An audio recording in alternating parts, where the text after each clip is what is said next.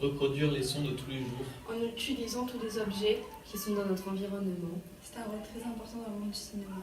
C'est aussi un bruiteur et un avertisseur.